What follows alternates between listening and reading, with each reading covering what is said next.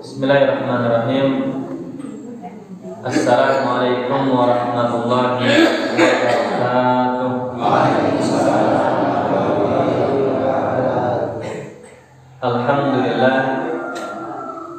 Alhamdulillahilladzi anzala al-Qur'an wa rafa'a bihil insan wa ja'alahu nurun lil qulubi wal abdan wa karaman lahu bil fawzi bid dunya wa yawma yumsharu thaqalan wa bashara ahlahu wa hafizahu wa mu'allimahu bil maghfirati wa ridwan wal falahi wal fawzi bil jinan.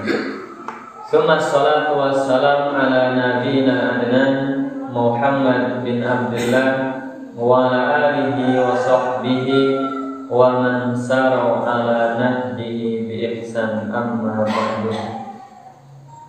Qala Allah Ta'ala fil Qur'anil Karim, ya ayyuhalladzina amanu taqullaha wal tanzur nafsum ma qaddamat lighad wattaqullaha innallaha khabirum bima ta'malun.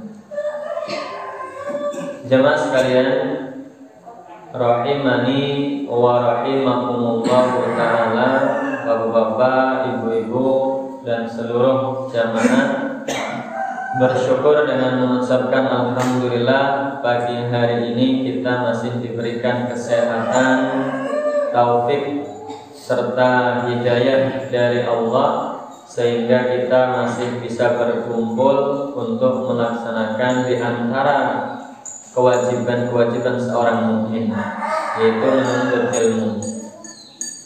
Bersalawat kepada Nabi Muhammad dengan membaca Allahumma sholli ala sayyidina Muhammad wa ala alihi wa sahbihi wa man tabi'ahu ila sabili.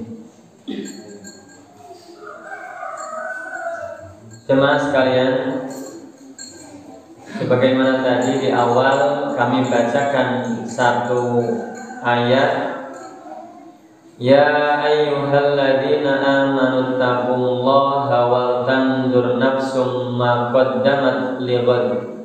Wahai orang-orang yang beriman, kalau ayat diawali dengan ya ayyuhalladzina amanu, kata Ibnu Abbas, maka perhatikanlah dengan baik-baik karena pasti ada pesan yang sangat penting jika ayat itu diawali ya ayyuhalladzina amanu. Pesan apa itu? Allah mengatakan ittaqullah, bertakwalah kalian kepada Allah. Wal tanzur nafsum ma qaddamat lighad, dan lihatlah, periksalah apa yang telah kalian persiapkan untuk hari esok.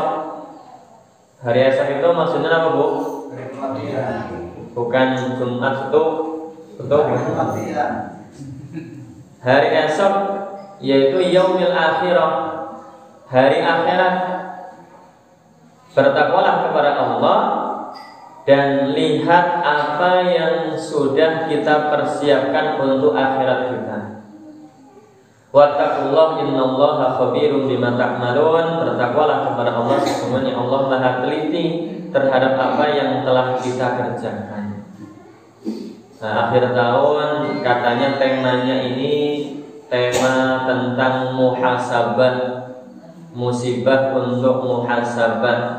Maka bareng-bareng ayo kita muhasabah. Ini kan akhir tahun ya, akhir tahun Masehi, ya, meskipun bukan akhir tahunnya kita, akhir tahunnya orang-orang kafir, tapi ya kita hidup di zaman yang memang sudah mengadopsi kalender Masehi. Maka kita jadikan momentum akhir tahun Masehi ini untuk memuhasabah diri, apa yang sudah kita siapkan. Sudah banyak bekalnya apa belum, Bu? Belum. Kalau kita dapati diri kita memang sudah alhamdulillah lumayan bekalnya, maka pujilah Allah karena semua amal ibadah kita murni itu atas taufiknya Allah. Bukan karena kita yang hebat, kita rajin sedekah, kita rajin tahajud, rajin taklim, rajin nyanyi. Itu bukan karena kita yang hebat, enggak. Saya rajin banget Ustaz, kajian gak pernah telat, gak pernah absen selama setahun. Tahajud juga saya rajin. Semua itu bukan karena kita yang hebat, tapi kemurahan Allah yang memberikan taufiknya kepada kita. Kalaulah bukan karena hidayah Allah, kita gak bisa duduk di sini, kita gak bisa sholat, gak bisa sedekah dan lain sebagainya. Maka kalau kita mendapati diri kita ringan untuk beramal soleh, pujilah Allah. Tapi kalau kita mendapati bekal yang kita kumpulkan sangat kurang, yang wajib-wajib saja banyak yang bolong, apalagi yang sunnah-sunnah, maka banyak-banyaklah beristighfar kepada Allah dan terus memperbaiki diri mumpung masih Allah panjangkan umur kita. Tema pagi hari ini tepatnya tadi musibah untuk muhasabah. Ini gawe judul sapa ya? Api-api ya judulnya. Musibah untuk muhasabah. Karena disadari atau tidak, memang seringnya di akhir tahun itu rentetan musibah beruntun biasanya. Sering gitu. Ya namanya. Ya meskipun dari awal tahun musibah udah banyak banget. Dari awal tahun lah, Januari ketemu Desember sudah banyak banget musibahnya. Kalau BNPB itu mencatat ada 3.058 musibah yang terjadi di Indonesia. 3.000 lebih musibah. Nyatungnya lah dengan ngapain nyatung?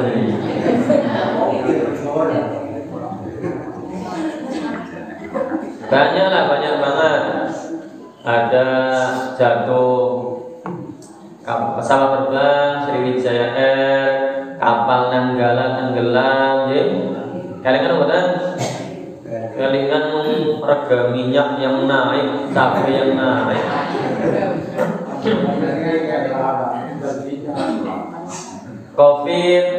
Covid kan parah-parah juga di 2021. Berapa banyak yang meninggal? Ya meskipun meninggalnya bukan karena Covid, meninggalnya karena memang sudah tidak napas lagi. Orang yang ngomong orang karena Covid direkaman nih kasus. Yang terbaru banjir Kalimantan, Malang banjir, lagi Semeru, teranget-anget kan Semeru. Ya. Kemudian apalagi Bu yang paling baru Pasar Kroya kebakaran. Semalam atau kemarin sore rumah sakit di Semarang, rumah sakit apa itu saya lupa. Kebakaran, rumah sakit itu kebakaran, tempatnya orang sakit malah kebakaran.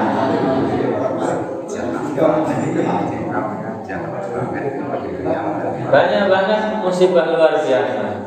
Musibah terus bertubi-tubi. Ya lumayan singgah. Karena kan kita penduduknya paling banyak, ya lumayan mandan singgah. Ini sedikit saya cerita Pak. Ini karena kalau yang lain-lain saya nggak cerita terlalu detail karena jauh-jauh gitu. Saya cerita tentang kebakaran Pasar Kroya. Tahu nggih beritanya nggih? Tahu betul? Tahu. Bola tuh umum ya. Hari Kamis tanggal berapa? Pekan kemarin lah, Kamis sore maghrib. Saya kepasi banget. Saya kan Kamis sore maghrib itu perjalanan ke Jawa Barat lewat stasiun Kroya.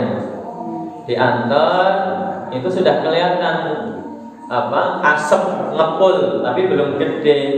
Tapi sudah kelihatan gitu. Cuma kan mau pergi naik kereta yang nggak bisa nonton dulu. Di kereta saya lihat beritanya, innalillahi subhanallah, sudah sekian besar dan melahap hampir seluruhnya. Ya kan, kalau boleh dikatakan seluruhnya. Cuma tersisa beberapa toko. Kalau di yang viral-viral itu kan tersisa satu toko rock. Ya, gitu betul. Enggak, itu sebenarnya ada beberapa toko yang enggak kelalap api. Ada beberapa. Yang viral mah satu tuh katanya Pak Warsono orang Kedawung. Ya, saya tahu. Dekat sih enggak, tapi tahu lah Pak Warsono tempat pulakan sosis dan lain sebagainya.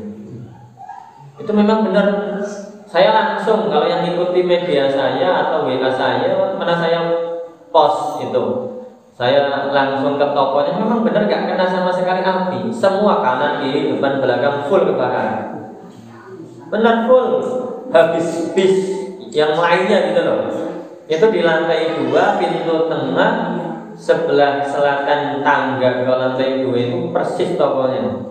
Gak tersentuh, ya tersentuh luarnya aja. Rolling door yang bagian luar, pintu bagian luar, dalamnya nggak tersentuh api gitu. Berarti kanan kiri habis semua. Hebat apa tadi? Nah, dukunnya kan 3 dukunnya. Aji ngendi ya, boleh kayak gue sih. Ada lagi orang Purbalingga, tapi amanah dari yang bersangkutan jangan disebut nama saya, Ustaz. Ibu-ibu dari Purbalingga, asli Purbalingga, dekat dengan kali ini dekat dengan saya. Beliau jualan baju, tokonya toko Firdaus di Pasar Koroya.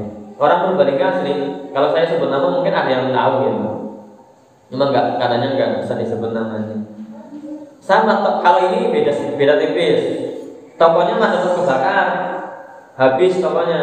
Tapi alhamdulillah nggak tahu banyak tiba-tiba orang datang bantu untuk mengangkati barang-barang padahal baru pulakan katanya. 75% alhamdulillah terselamatkan. Baru pulakan dari Tanah Abang, baru pulakan dari Bandung katanya. Wah, coba kalau kebakar, stres kayaknya. Diselamatkan. Ada beberapa lagi toko mat, ada yang selamat, nggak kesentuh api juga. Pojokan utara. Ini badai anak ini hal-hal yang kayaknya susah untuk dinalar gitu. Kanan kiri saya yang paling gumun itu ya warungnya Pak Warsono, sama sekali dalamnya nggak tersentuh api, palingnya kena asapnya gitu loh. Hebat kan? Apa amalan andalannya itu apa? Apa Bu? Zikir. Sedikit saya cerita nih, melenceng sedikit. Kemarin kan rencana kita undang hari Selasa kan kita undang untuk podcast. Lah podcast apa gue lah? Ini kayak wawancara kangelan podcast kayak apa kan? Mau diwawancarai gitu. Cuma karena 1-2 hal akhirnya ditunda. Beliau itu orang yang belum punya keturunan. Iya, belum punya anak. Tapi beliau punya anak-anak angkat, anak yang dinafkahi, yaitu anak-anak yatim. Itu. Kemudian yang berikutnya, beliau itu adalah orang yang memang rajin banget sedekahnya. Belum pulang ke rumah sebelum hasil dagangan hari itu juga, nggak nunggu seminggu, sebulan, nggak. Tiap hari selesai dagang itu diambil sebagiannya, disedekahkan. Kalau di berita itu yang viral 2,5%. Kemudian kemarin ada yang nanyakan langsung, ya nggak mesti, kadang bisa lebih dari itu, sudah tergantung duit yang masuk. Itu mungkin seperti itu. Nah itulah yang menyelamatkan. Kalau orang Purbalingga, saya ngandel karena beliau. Saya kenal baik dengan beliau, orang Purbalingga. Pedagang pakaian, hampir setiap bulan itu sedekah ke pondok kami. Sedekah. Ya alhamdulillahnya ketika kebakaran itu nggak tahu katanya ada banyak tukang parkir yang menyelamatkan pakaian-pakaiannya dibawa keluar. Ada yang bilang tukang-tukang becak. Tapi kenapa harus tokonya ibu ini? Kan tokonya banyak gitu loh. Kenapa tokonya ibu itu? Yang ditolongi maksudnya. Nah, para tokonya sing liyane. Ya inilah yang disebut penjagaan dari Allah Subhanahu wa taala. dijaga, dilindungi gitu loh, diselamatkan. Amalannya apa? Kalau orang Purbalingga ini, ibu-ibu ini sama berbulan, tiap bulan itu sedekahnya Masya Allah luar biasa. Ke pondok kami rutin, ke rumah-rumah yatim, panti asuhan rutin. Itu yang menyelamatkan. Beliau sendiri yang ngomong alhamdulillah mungkin dengan wasilah sedekah saya Ustaz. Nah, jenengan nek banyak sedekah insyaallah Bu, ya soalnya anak kebakaran jenengan selamat.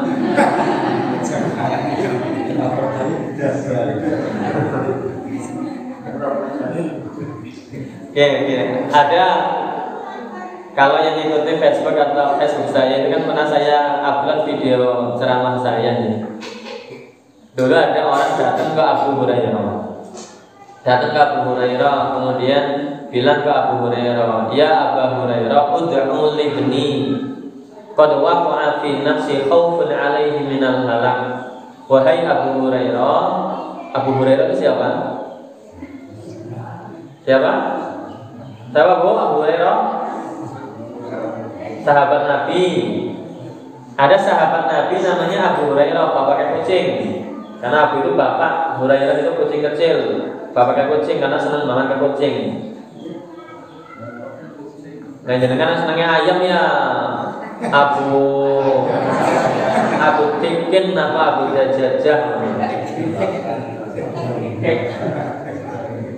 Abu Hurairah didatangi orang, wahai Abu Hurairah, ud'u li ibni qad waqa'a fi nafsi 'alaihi minal halak. Wahai Abu Hurairah, tolong doakan anakku. Anakku ini lagi pergi jauh dan nggak tahu kenapa kok hatiku kira tentrem, khawatir aku ini anakku kenapa-napa gitu. Kan kadang-kadang ibu gitu ya.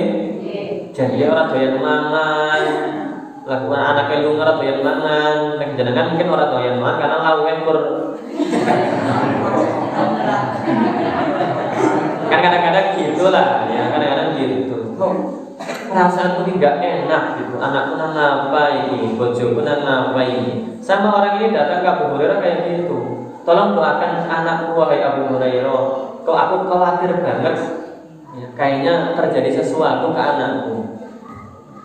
Kemudian Abu Hurairah ngomong, ala adulluka ala amalin ma huwa anfa'u wa anjahu wa asra'u ijabatan min du'ai.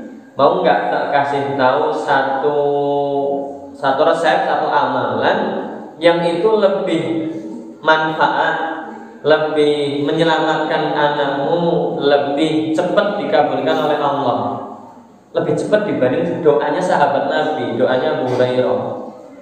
Bukan berarti nggak boleh minta doa, bagus. Ya kadang-kadang kan kita kayak gitu, Ustaz, tolong doakan anak saya mau tes CPNS. Kemarin banyak lah, benar kemarin itu ya. Berapa banyak yang datang ke pondok minta Ustaz, tolong doakan anak saya mau tes CPNS, tolong doakan suami saya agar keterima PNS gitu. Banyak banget kayak gitu kan. Kata ibu-ibu mungkin minta doakan anak saya lulus, selamat, punya keturunan, cepat dapat jodoh dan lain sebagainya. Bagus kayak gitu, Bu. Minta doa itu bagus. Tapi ada satu amalan yang lebih bagus, lebih manfaat, lebih menyelamatkan, lebih cepat dikabulkan dibanding minta doa ke ustaz, kiai, sahabat Nabi bahkan sekalipun. Apa amalan itu?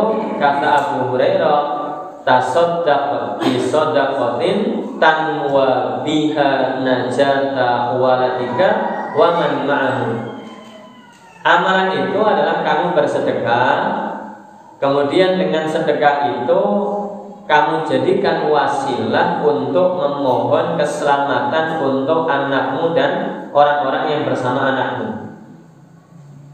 Itu lebih manfaat, manjur mandi. Nek domane Ustaz kan kadang-kadang ya kadang yo mandi, kadang ora mandi ya.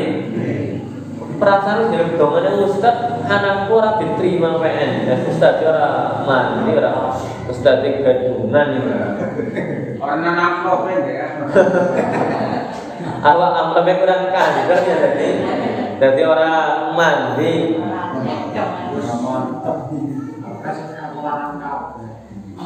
Nah ini kalau diamalkan ini lebih bermanfaat. lebih cepat dikabulkan. Apa tadi? Sedekah. Tapi perlu ditata luruskan ya. Maksudnya itu dengan sedekah, dan dengan sedekah itu minta keselamatan. Wasilah, bukan yang sering diajarkan, nggak usah nyebut nama, nggak usah nyebut merek, ya, orang sopan. Kan ada kadang-kadang beberapa ustaz, kamu pengen apa? Pengen mobil, harga mobil berapa? 1 juta, sedekah 1 juta, dapat mobil. Kan kadang-kadang ada gitu. Sedekah 1 dapat 10 gitu. Kan ada yang ngajarin kayak gitu. Nah, ora bener. Biyen yo aku ini karo ustaz kowe. Terus ora rasanya merah nih. 2010, 2009 akhir 10 11 bareng. Tapi saya keluar memisahkan diri karena cocok. Hari ini malah kena kasus ya. Jadi perlu diluruskan. Kalau kita ini sedekah, boleh memang meniatkan, bukan niat, boleh setelah sedekah kita ini berwasilah, ya Allah, dengan wasilah sedekah saya, tolong selamatkan anak saya yang sedang pergi merantau dan lain sebagainya. Ya Allah, dengan sedekah saya, dengan wasilah sedekah saya, tolong lancarkan rezeki saya dan lain sebagainya. Itu boleh, nggak masalah, karena menjadikan amal soleh menjadi wasilah perantara. Tapi kalau deal-dealan, ya Allah aku sedekah atau 1.000 dina ini, engkau soleh kudu iya gantine, orang jadi, nggak jadi. Kalau sahabat-sahabat Nabi, tabi'in juga itu kalau sedekah kemudian dapat balasan justru nangis. Ya, karena kalau nggak salah riwayat dari Umar bin Khattab, sedekah kok sorenya itu dapat rezeki 10 kali lipat dari nominal sedekahnya, nangis. Kenapa kok nangis? Kalau kita kan senang, malah diharap-harap. Kalau sahabat itu nangis, kenapa? Khawatir amal soleh kita itu hanya dibalas di dunia, di akhirat nggak sisa amal solehnya. Yang benar bagaimana Ustaz? Yang benar dengan sedekah, terus doa menggunakan wasilah amal soleh tersebut. Bayar di depan, jangan bayar di belakang. Kalau bayar di depan itu kayak barusan, amal dulu, sedekah dulu, baru minta. Jangan bayar belakang. Bayar belakang maksudnya apa? Nazar. Potongan-potongannya kayak ngomong seneng nazar kabeh. Nazar itu kan utang ya. Ya Allah, kalau anak saya lulus CPNS, aku sedekah lah gitu. Benar apa? Kan itu utang, bayar belakangan. Orang mandi, orang ngaruh babar belas. Nazar itu layak merujuk illa min bakhil. Nazar itu hanya keluar dari orang yang pelit. Dan nazar itu la yufidu alal qadari syai', nggak akan manfaat terhadap takdir, nggak akan ngaruh gitu loh. Jenengan nazar 50 juta pun nggak akan ngaruh. Jadi jangan nazar, elek nazar, ulih tapi elek. Sing bener bayar di depan, bayar set sampai jaluk gitu.